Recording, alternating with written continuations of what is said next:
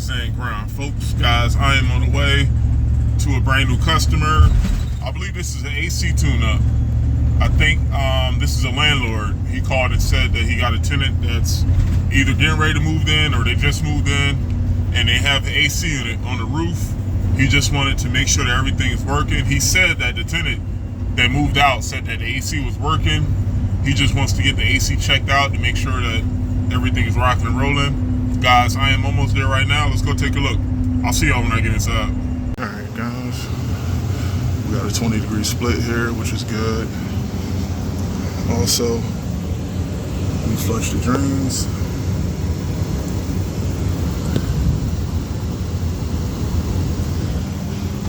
And this filter up here was a 14 by 24. That filter is still clean, but I gave the tenant a spare filter so that I can get them by. The only thing is, I needed my 10-foot ladder, so I made a note there for the landlord to make sure that they keep a ladder here on the premises. And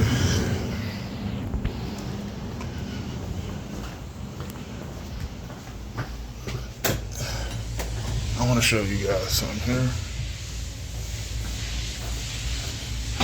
There's a total of 3 units here. All 3 have 90% furnaces with coil and condensers.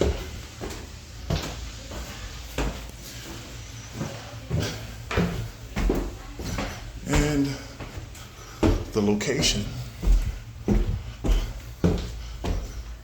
of these units are on a roof, but the hatch is sealed. It looks like it's sealed from the roof. I spoke to the landlord. This is a new situation here, I guess, with the ownership as well.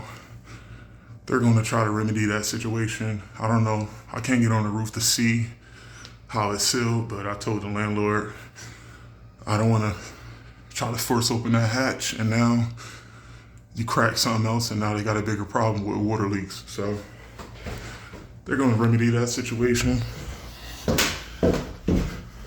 The good thing is, the tenant said he'd been here for 4 months, no reported issues.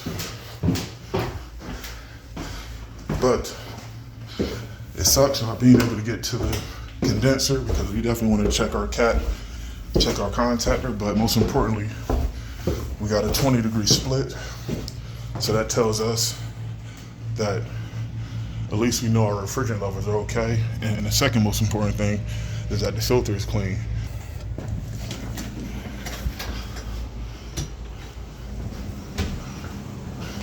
But we may have to come back out here once the hatch gets open for the 3rd floor as well, because not having those condensers checked on the roof is only going to be a problem unless they want to wait until like something breaks down, which I don't recommend.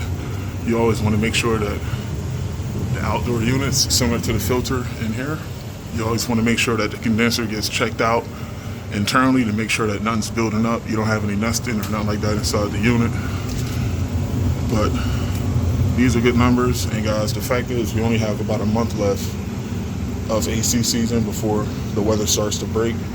So this is a good problem to have towards the end of the summer, but most importantly, we know we got a 20-degree split and the filters are clean.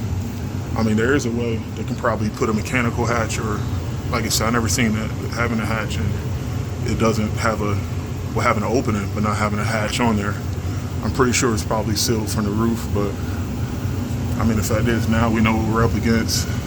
This landlord is probably going to have the game plan on what they're going to do, but with this 90%er, everything looks to be under 5 years old.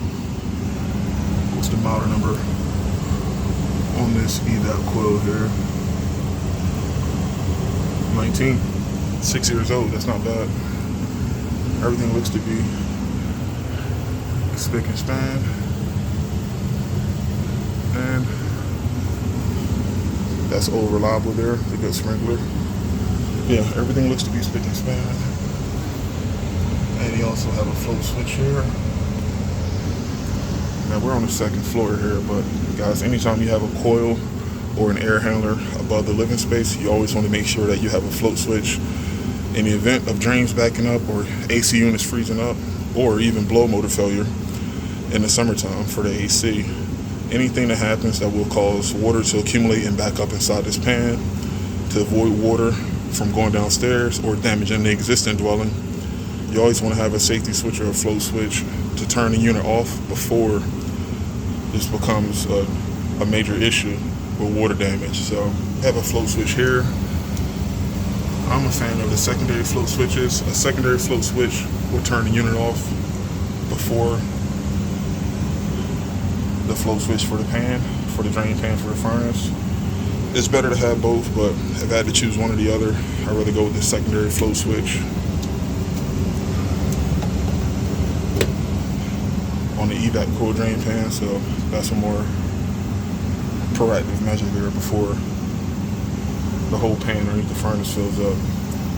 But yeah, there you guys have it. Half of AC maintenance. And there you guys have it. This is technically half of AC maintenance. Once they remedy the roof or the access situation, we can come back and check the condensers. But this landlord just wanted to make sure that the AC unit is working fine. But guys, you heard me say this before, Jersey City is like a second Philly. If they can get away with something, they're going to get away with something. So technically, I'm not surprised with the ladder or with the roof access. That's why, especially if a customer calls and said that they have a condenser on the roof, you always want to make sure that they have access. Either if it's locked, make sure you got the key, because last thing you want to do is just waste all your time scrambling around waiting for someone to get a key when they could have had this proactively already open. But guys, this is no big deal. This is just par for the course. Got to take the bad with the good, but hopefully nothing breaks down on that roof before they find access for that hatch. But everything is in writing, so we'll shoot back out here in the fall for the heat maintenance. Once again, there's two other furnaces. They have a 90% here, and you got two other ones there. And I think there's a basement zone as well, but the basement zone is not used. I don't know if that's a storage or what, but there's actually 4 systems here. But he definitely wanted to get the second one checked out. But all right, guys, there you have it. I got to get to the next one. I got to do the paperwork. I'll see you on the next one. Peace.